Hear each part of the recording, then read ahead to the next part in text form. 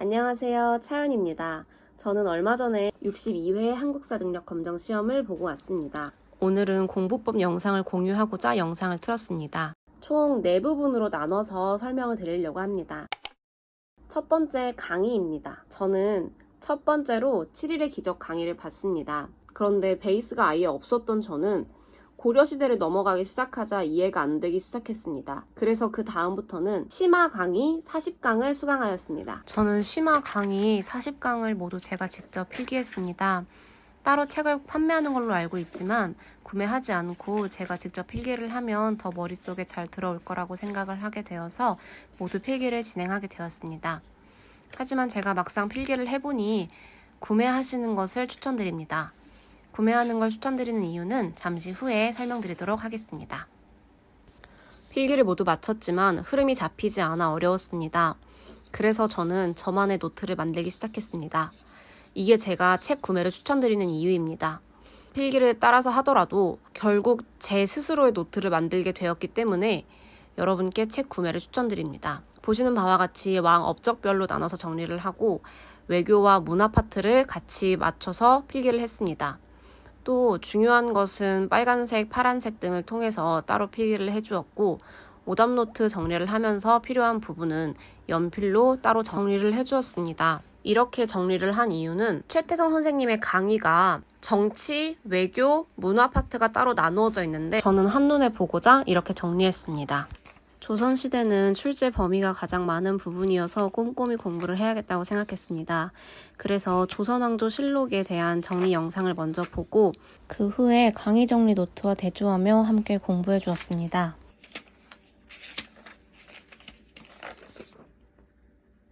해당 노트가 조선왕조 실록과 강의를 합쳐놓은 통합본입니다.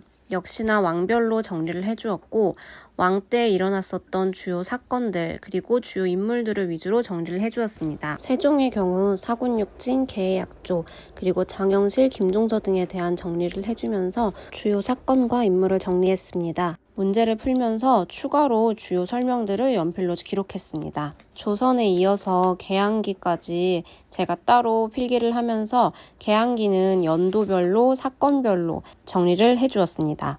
일제로 넘어가면서 출제 비율이 급격하게 줄어들면서 저는 일제강점기부터는 따로 노트 정리를 하지 않았습니다. 두 번째는 문제풀이입니다. 문제풀이는 3가지 어플을 통해서 진행을 했습니다. 첫 번째는 한국사 오답노트입니다. 아마 가장 많은 분들이 이용하실 것 같은데요. 한국사 오답노트 어플을 들어가시면 이렇게 보시는 것처럼 다음 시험까지 얼마만큼 남았다고 알려주고 있습니다.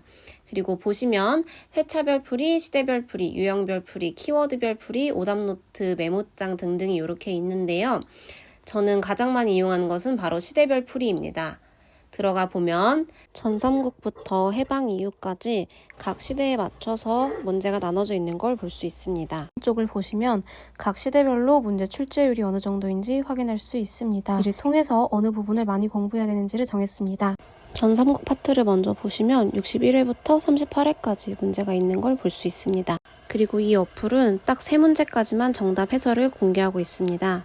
문제를 풀어보겠습니다. 자, 첫 번째 문제를 보시면 사만에 대한 설명을 하고 있으면서 이 보기에서 사만에 대한 내용을 골라주면 됩니다. 위쪽에 보시면 빨간색으로 보기 소거가 있습니다. 이 보기 소거를 눌러주시면 사만에 대한 설명이 아닌 것을 지워나갈 수가 있습니다. 그러면 저는 2, 3, 4, 5번을 지워나갈 거고요. 정답은 1번으로 선택하겠습니다. 자, 제가 지금 정답을 선택하자마자 바로 문제에 대한 해설과 키워드가 나오고 있습니다. 그리고 아래쪽으로 더 내려가 보시면 해당 문제에 대한 키워드를 나열해주고 있습니다. 그리고 다시 풀기와 정답률 메모장에 저장이 있는데요. 요 부분 같은 경우에는 유료 결제를 하셔야지 이용이 가능한 부분이지만 저는 유료 결제는 하지 않고 진행을 했습니다. 그런데 제가 아까 3문제까지만 문제 해설을 제공해 준다고 했죠. 그러면 이제 58회 2번을 풀어보겠습니다. 해당 문제는 나라에 대한 설명으로 옳은 것을 고르는 건데요. 제가 고의적으로 틀려보겠습니다. 이 문제는 고조선에 대한 설명이었고 저는 다른 선택지를 골라서 해당 문제를 틀렸습니다. 보시는 바와 같이 해설은 제공하고 있지 않지만 여전히 정답과 키워드를 제공하고 있는 걸 볼 수 있습니다.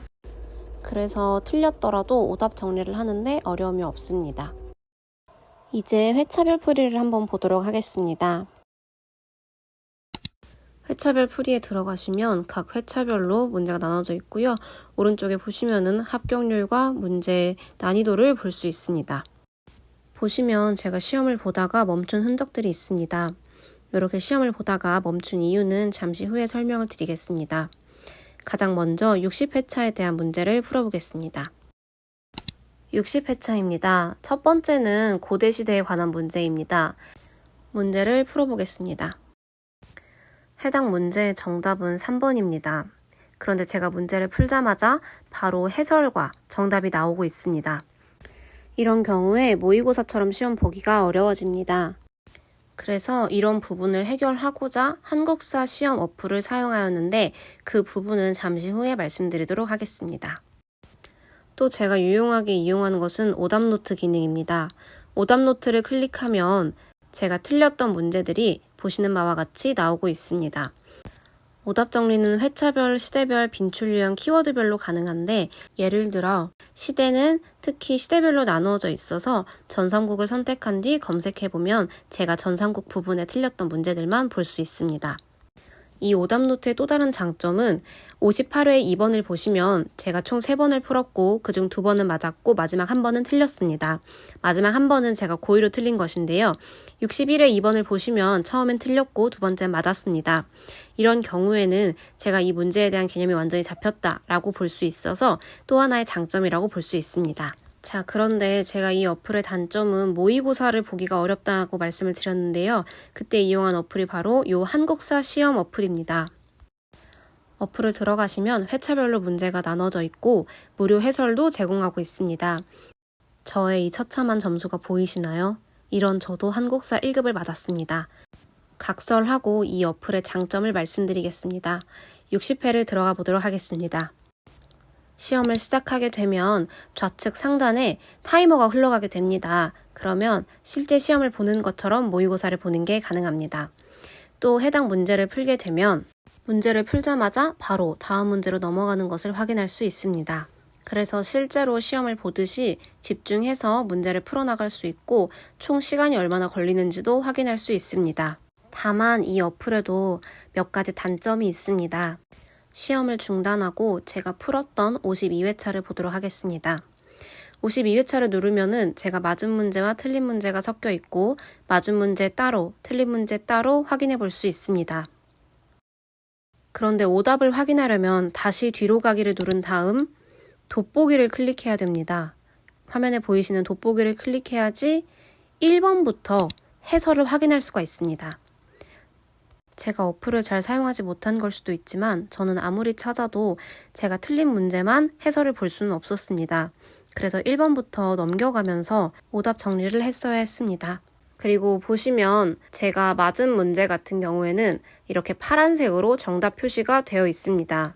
그런데 틀린 문제를 보게 되면 화면에 보시는 것과 같이 모든 문제가 회색으로 표시되어 있습니다. 그래서 제가 선택한 오답이 어떤 것인지 정답이 무엇인지 명확하게 알기가 어렵습니다. 미묘하게 진회색과 연회색과 회색으로 표시가 되어 있어서 구분하는데 어려움이 있었습니다. 이렇게 밑에 해설을 해서 정답을 찾아야지만 이게 정답이구나 하고 알 수 있었습니다. 그리고 세 번째로 사용한 것은 바로 한국사 퀴즈 플래닛이라는 어플인데요. 해당 어플은 들어가게 되시면 이렇게 보시는 바와 같이 퀴즈 플래닛 한국사가 나와 있고 시작 버튼을 눌러줍니다. 그러면 저는 앞에서 이제 3인절부터 시작해서 지금 65회차까지 문제를 풀었고요.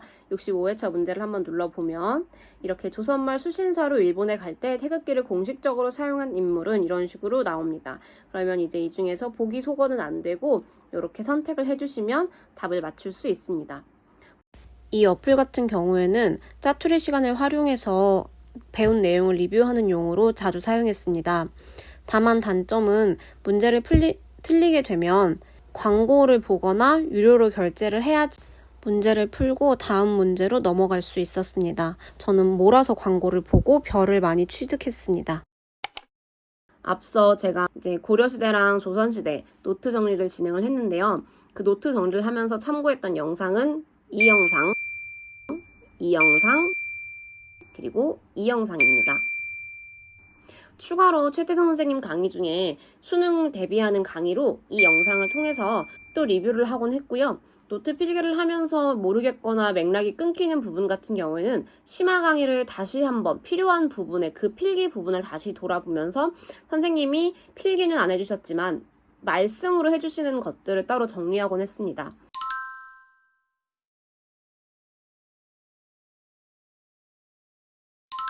그렇게 정리를 하면서 흐름을 잡아갔고요. 흐름이 잡히니까 전체적으로 공부하기가 수월했습니다.